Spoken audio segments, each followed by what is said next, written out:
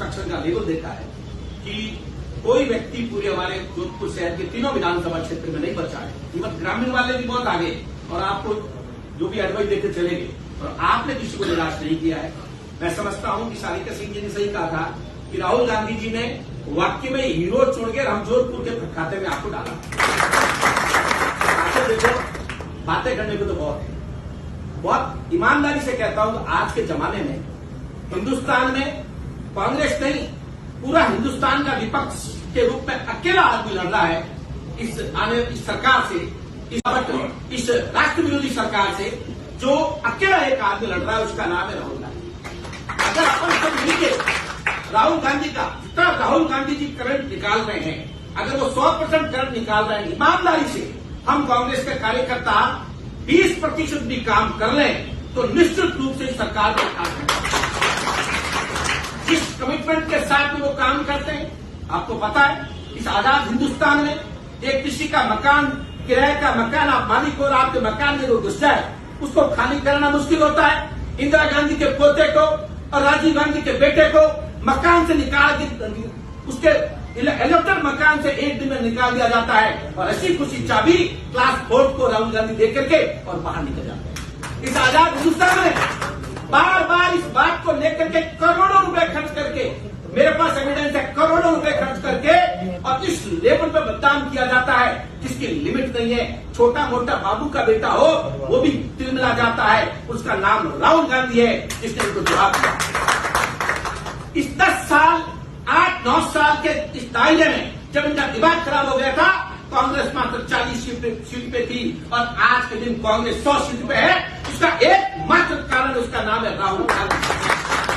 आप अगर कांग्रेस के कार्यकर्ता इन बीजेपी वाले कार्यकर्ताओं के बीच में या न्यूट्रल लोगों के बीच में जो बैठ के ये कहते हैं कि राहुल गांधी नहीं है कुछ और कर दो तो हो जाए, उनको तबाक से आप जवाब दे दो कि हिंदुस्तान में कोई नेता है तो सिर्फ राहुल गांधी है।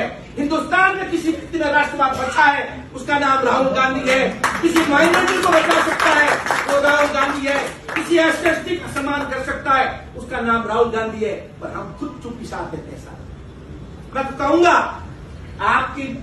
आप हमारी बात पहुंचा सकते हो कल, इस बात को मैंडेटरी कीजिए कि जिस व्यक्ति ने भी जो इंडिया में जिस किसी का भी चुनाव लड़ा हो, चाहे एमएलए का, चाहे एमपी का, चाहे पार्षद का, हर व्यक्ति को राहुल गांधी की पोस्ट को प्रतिदिन शेयर करना चाहिए। प्रतिदिन अगर आप हमारे रिपोर्ट चेक कर लो, एमएलए एमपी चुनाव लड़ने वालों को हम 10% लोग भी उसको अपन शेयर नहीं करते। कौन करेगा शेयर? भाई साहब कहां से करोगे?